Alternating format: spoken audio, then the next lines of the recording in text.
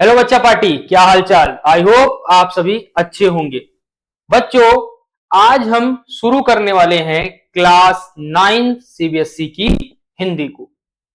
आप सभी बच्चों को पता ही होगा कि क्लास 9 सीबीएसई के करिकुलम में सीबीएसई ने चेंज कर दिया है। सारे सब्जेक्ट्स में कुछ ना कुछ चेंजेस आए हैं। उसी प्रकार से आपके हिंदी को भी चेंज किया गया है। अभी तक आप लोगों ने हिंदी में 2 किताबें पढ़ी हैं क्लास 9 में, कृतिका और क्षितिज। लेकिन एनसीईआरटी ने उसमें परिवर्तन करते हुए अब उसे एक बुक कर दिया है और आपकी जो नई बुक है उसका नाम है गंगा, जिसके अंदर बच्चों आपको 12 चैप्टर पढ़ने हैं, जिसमें 7 चैप्टर आपको गद्य खंड में पढ़ने हैं और 5 चैप्टर आपको पढ़ने हैं अपने काव्य खंड में। चलिए ज्यादा समय नहीं लेते हुए पहले हम आपको आपके सिलेबस के बारे में बताते हैं। उसके बाद हम काव्य खंड के पहले पार्ट को आज शुरू करेंगे और उसे डिटेल में समझेंगे। आइए देखते हैं अपने सिलेबस को। जैसा कि आप सामने देख पा रहे होंगे बच्चों, आपका हिंदी का जो सिलेबस है और आपको कौन कौन से चैप्टर पढ़ने हैं, किस राइटर का है, कौन सा चैप्टर, वो सारी चीजें आपको लिखी दिख रही होंगी। जैसा कि गद्य खंड में आपको 7 चैप्टर पढ़ने हैं। पहला चैप्टर है दो बैलों की कथा, जिसे प्रेमचंद जी ने लिखा है। दूसरा है क्या लिखूं, जिसके राइटर पद्मलाल पुन्नालाल बख्शी जी हैं। तीसरा है संवादहीन, शेखर जोशी जी द्वारा रचित है। चौथा चैप्टर है ऐसी भी बातें होती हैं, लता मंगेशकर से साक्षात्कार, यतीन्द्र मिश्र जी द्वारा रचित है। पांचवा चैप्टर बच्चों आखिरी चट्टान तक, मोहन राकेश जी ने लिखी है।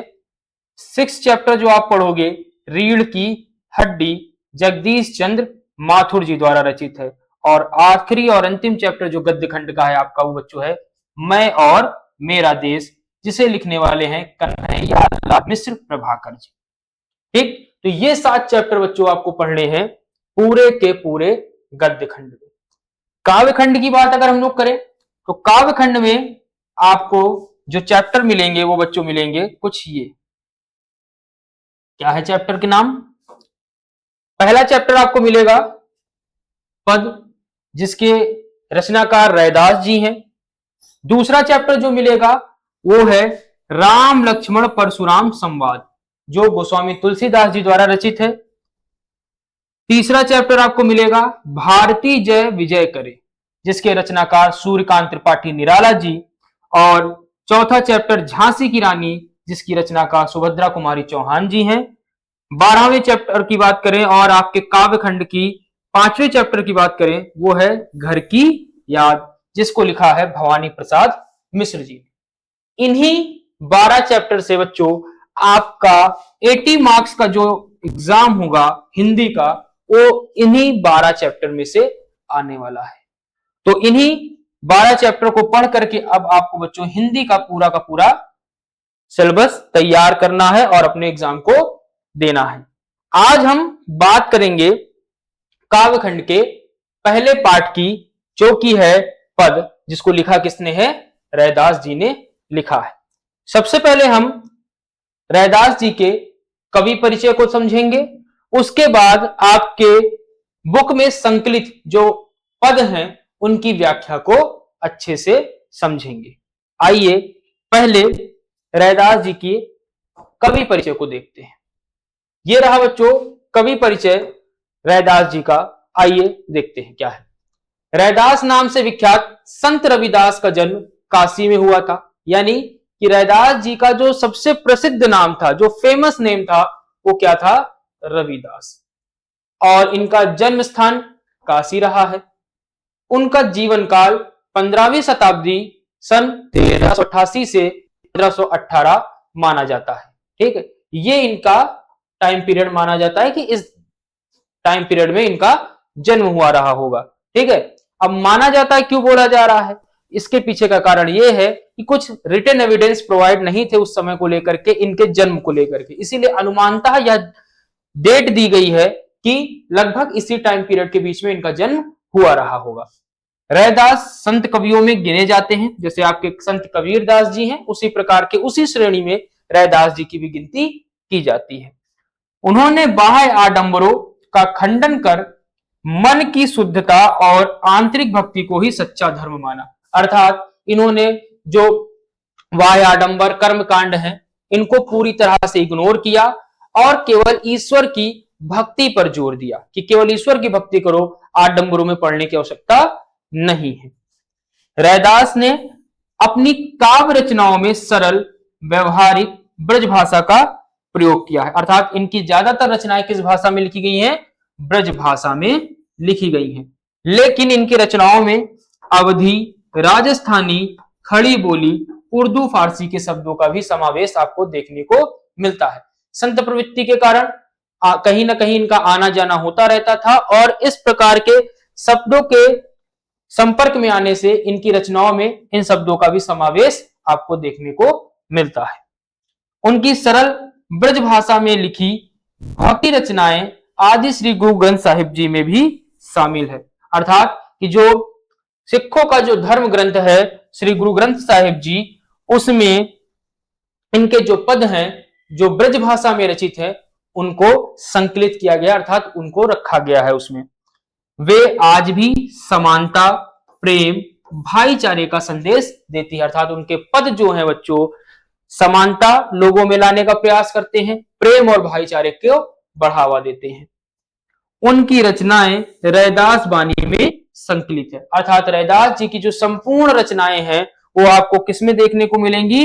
रैदास बानी में देखने को मिलेंगी। अर्थात इनके जो शिष्य थे उन्होंने इनकी रचनाओं को रैदास बानी में संकलित किया है, अर्थात इनके सारे के सारे पद जो हैं वो आपको रैदास बानी में देखने को मिल जाएंगे। ये था रैदास जी का छोटा सा कवि परिचय। आइए आपकी बुक में जो काव्यांश दिए गए हैं उनकी व्याख्याओं को अब समझते हैं। तो बच्चों आपकी बुक का जो सबसे पहला काव्यांश रैदास है वो ये रहा। क्या लिखा हुआ है देखिए, अब कैसे छूटे राम रट लागी। रट लागी का अर्थ होता है बच्चों आदत लगना, आदत लगना। रैदास जी राम भक्त थे, वह कहते हैं अब कैसे छूटे, अब कैसे छूटेगा, राम रट लागी, राम नाम को रटने की आदत लग चुकी है। ठीक है, कि रैदास जी कहते हैं कि मुझे राम नाम रट की या राम नाम जपने की आदत लग चुकी है, अब वह कैसे छूटेगी। ठीक, फिर नीचे क्या कहते हैं, प्रभु जी तुम चंदन हम पानी, हे ईश्वर आप चंदन के समान हो और मैं पानी के समान हूं। हे ईश्वर आपका और मेरा जो संबंध है वह चंदन और पानी के समान है। जिस प्रकार चंदन के संपर्क में पानी के रहने से चंदन की जो सुगंध है वह पानी में आ जाती है, ठीक उसी प्रकार से हे ईश्वर आपकी भक्ति रूपी जो सुगंध है वह मेरे अंग अंग में समा गई है। बच्चों बास समानी का अर्थ होता है, बास का अर्थ होता है सुगंध और समानी का अर्थ है समाना, बस जाना। ठीक, तो क्या कहते हैं, प्रभु जी तुम चंदन हम पानी, जाकी अंग अंग बास समानी के। हे ईश्वर मेरा और आपका जो संबंध है वह चंदन और पानी के समान है। जिस प्रकार चंदन के संपर्क में पानी के रहने से चंदन की सुगंधी या चंदन की सुगंध पानी में भी आ जाती है, उसी प्रकार से आपके भक्ति रूपी चंदन की जो सुगंध है वह मेरे अंग अंग में बस चुकी है, अंग अंग में समा चुकी है। ठीक है, फिर क्या कहते हैं रैदास जी, प्रभु जी तुम घन बन हम मोरा। हे ईश्वर आप काले बादलों के समान हो। वन का अर्थ होता है जंगल और घन का अर्थ होता है आपका बादल। हम मोरा अर्थात मैं मोर। हे ईश्वर आप काले बादल के समान हो और मैं मोर के समान हूं। हे ईश्वर, जिस प्रकार से काले बादलों को देख करके, ठीक, रैदास जी कहते हैं कि जिस प्रकार से काले बादलों को देख करके मोर का मन प्रसन्न हो जाता है और वह जंगल में नृत्य करने लगता है प्रसन्नता के कारण, उसी प्रकार से हे ईश्वर, आपके दर्शनों को प्राप्त करके मेरा मन रूपी जो मोर है वह भी प्रसन्न होकर के नृत्य करने लगता है। क्या है कहते हैं रैदास जी, फिर से देखिए, प्रभु जी तुम घन बन हम मोरा, हे ईश्वर आप काले बादल के समान हो और मेरा मन मोर के समान है, क्योंकि जिस प्रकार से काले बादलों को देख करके मोर का मन प्रसन्न हो जाता है, वह जंगल में नृत्य प्रस्तुत करने लगता है, ठीक उसी प्रकार से आपके दर्शनों को प्राप्त करके मेरा मन रूपी जो मोर है आनंद से नृत्य करने लगता है। आगे क्या कहते हैं, जैसे चितवत चंद चकोरा, ठीक है, चकोर एक पक्षी का नाम होता है बच्चों, ठीक है, चकोर एक क्या है, पक्षी है, और चंद की बात की जाए तो चंद्रमा, ठीक है। तो जैसे चितवत, और चितवत का अर्थ होता है देखना। रैदास जी कहते हैं कि हे ईश्वर आप चंद्रमा के समान हो और मैं चकोर पक्षी हूं। जैसे चकोर पक्षी सदैव अपने प्रेम पात्र चंद्रमा को निहारता रहता है, उसी प्रकार से सदैव मैं आपको निहारता रहता हूं। फिर से समझिए, रैदास जी कहते हैं कि हे ईश्वर आप चंद्रमा की भांति हो और मैं चकोर पक्षी की भांति हूं।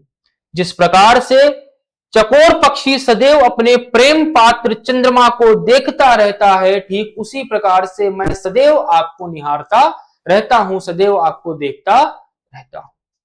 ठीक है, आ गई प्रभु की बात समझ में आप सभी को। फिर क्या कहते हैं, प्रभु जी तुम दीपक हम बाती, हे ईश्वर आप दीपक हो और उस दीपक की मैं बाती हूं।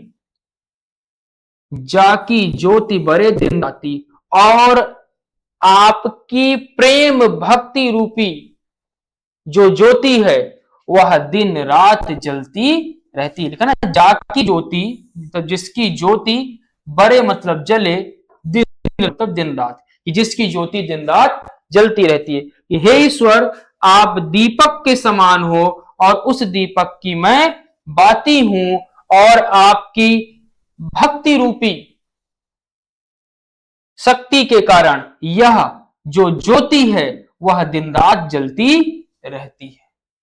ठीक है, फिर नीचे क्या लिखा हुआ है, प्रभु जी तुम मोती हम धागा, जैसे सोने मिलत सुहागा। फिर आगे कहते हैं रैदास जी कि हे ईश्वर आप मोती के समान हो और मैं धागे के समान हूं। जिस प्रकार से बिना मोती के धागे का कोई अस्तित्व नहीं होता, ठीक उसी प्रकार से हे ईश्वर आपके बिना मेरा कोई भी अस्तित्व नहीं है। ठीक है, प्रभु जी तुम मोती हम धागा, हे ईश्वर आप मोती के समान हो और मैं धागे के समान हूं। जिस प्रकार से बिना मोती के धागे का कोई अस्तित्व नहीं, उसी प्रकार से आपके बिना मेरा कोई भी अस्तित्व नहीं है। जैसे सोने मिलत सुहागा, हे ईश्वर आप स्वर्ण हो, आप सोना हो। ठीक है, क्या कहते हैं, जैसे सोने मिलत सुहागा, कि हे ईश्वर जिस प्रकार से सोने का सुहागा से मिलने पर उसकी चमक बढ़ जाती है, क्या कि जैसे सोने का सुहागा से मिलने पर चमक बढ़ जाती है, ठीक उसी प्रकार से हे ईश्वर आपके साक्षात्कार से, आपके मिलन से मेरी भी चमक बढ़ गई है। ठीक है, नीचे क्या कहते हैं, प्रभु जी तुम स्वामी हम दासा, हे ईश्वर आप मेरे स्वामी हो, आप मेरे मालिक हो, मैं दास, हम दास अर्थात मैं आपका अनन्य दास हूं। ऐसी भक्ति करे रैदासा, और इसी प्रकार की दास भाव की भक्ति सदैव रैदास करता रहेगा या करता है। फिर समझिए अंतिम पंक्ति को, प्रभु जी तुम स्वामी हम दासा, हे ईश्वर आप मेरे स्वामी हो और मैं आपका दास हूं।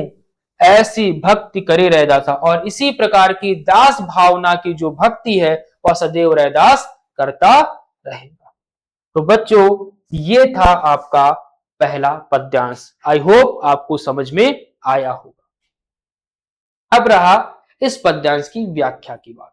तो पहली चीज, आप ये पद्यांश स्क्रीनशॉट ले सकते हो, लिख सकते हो, लेकिन अभी आपको क्या करना है वो समझिए। जो पद्यांश मैंने आपको पढ़ाया उसे एक दो बार रिवाइंड करके देखना है, समझना है और स्वयं से लिखने का प्रयास करना है। इससे होगा क्या, आपको लिखने की आदत होगी और शब्द याद होने लगेंगे, आप वाक्य बनाना सीख जाओगे। ठीक है, उसके बाद आप इसका रेफरेंस ले सकते हो लिखना कैसे है। ठीक है, लेकिन लिखने का प्रयास खुद से करिए। ठीक है, आगे बढ़ते हैं। इस पाठ के अंतिम पद्यांश को देखते हैं और इसको भी बेहतरीन तरीके से समझते हैं।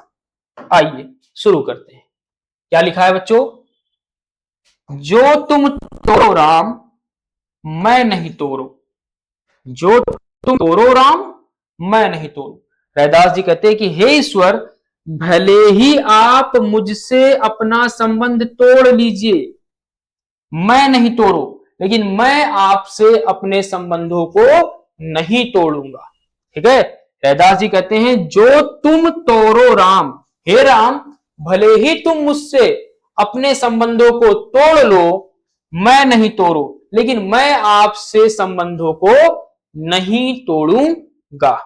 ठीक है, तुम सो तोड़ी कवन सो जोड़ो, यदि मैं तुम सो तोड़ी तो मतलब तोड़ करके, तुम सो तुमसे, तुम सो अर्थात तुमसे,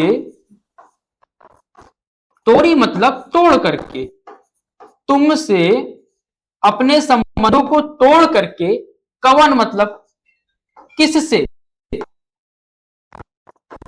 ठीक है, कवन अर्थात किससे, किससे कवन सो जोड़ो, किससे जोड़ू। हे ईश्वर, आपसे नाता तोड़ करके मैं किससे अपने रिश्तों को जोड़ूं, किससे अपने संबंधों को जोड़ूं। ठीक है, पूरी लाइन फिर से समझते हैं। जो तुम तोड़ो राम मैं नहीं तोड़ो, हे ईश्वर, हे राम आप भले ही मुझसे मेरे संबंध को खत्म कर लीजिए, भले ही हे राम आप मुझसे अपने सारे संबंधों को तोड़ लीजिए, मैं नहीं तोड़ू, लेकिन मैं अपने संबंधों को आपसे नहीं तोड़ सकता। तुम सो तोड़ी, और यदि मैं तुमसे अपने संबंधों को तोड़ भी देता हूं, कवन सो जोड़ू, तो मैं किससे जाकर के अपने संबंधों को जोड़ूंगा। ठीक है, फिर क्या कहते हैं, तीरथ बरत न करू अंदेशा, कि हे ईश्वर मुझे तीर्थ व्रत करने में कोई रुचि नहीं है, और ना ही मुझे इसका क्या परिणाम होगा इसका भय है। देखा है ना, तीर्थ व्रत न करूं अंदेशा, कि मुझे तीर्थ व्रत में कोई रुचि नहीं है और ना ही इसका परिणाम क्या होगा मुझे इसका भय है। तुम्हारे चरण कमल एक भरोसा, मुझे तो केवल और केवल हे करुणा निधान आपके चरण कमलों का ही आसरा है, चरण कमलों का ही भरोसा है। फिर से समझ लेते हैं क्या है, तीरथ बरत न करूं अंदेशा, तुम्हारे चरण कमल एक भरोसा, कि हे ईश्वर मुझे तीर्थ और व्रत में किसी प्रकार की रुचि नहीं है, और इसका परिणाम क्या होगा, यानी तीर्थ व्रत ना करने का परिणाम क्या होगा मुझे इसका भी कोई भय नहीं है, क्योंकि मुझे तो केवल हे करुणानिधान तुम्हारे चरण कमलों का ही भरोसा है। जहां जहां जाओ तुम्हारी पूजा, हे ईश्वर मैं जहां जहां जाऊंगा सदैव आपकी ही पूजा आराधना करूंगा। जहां जहां जाओ तुम्हारी पूजा, मैं जहां जहां जाऊंगा तुम्हारी ही पूजा करूंगा। तुम सा देव और नहीं दूजा, क्योंकि तुम्हारे समान करुणा निधान दूसरा देवता इस दुनिया में नहीं है। तुम सा देव और नहीं दूजा, कि हे ईश्वर आपके समान करुणा निधान भक्त वत्सल कोई दूसरा नहीं है, हे ईश्वर इसीलिए मैं सदैव जहां जहां जाऊंगा तुम्हारी ही पूजा करूंगा, क्योंकि तुम्हारे अलावा कोई दूसरा देव ऐसा नहीं है। फिर क्या लिखा है अगली पंक्ति में, मैं अपनो मन हरि से जोड़ू, कि मैंने अपने मन को अपने आराध्य श्री हरि से जोड़ लिया है, अर्थात मैंने अपना सब कुछ श्री हरि को समर्पित कर दिया है, अपना सर्वस्व उनको समर्पित कर दिया है।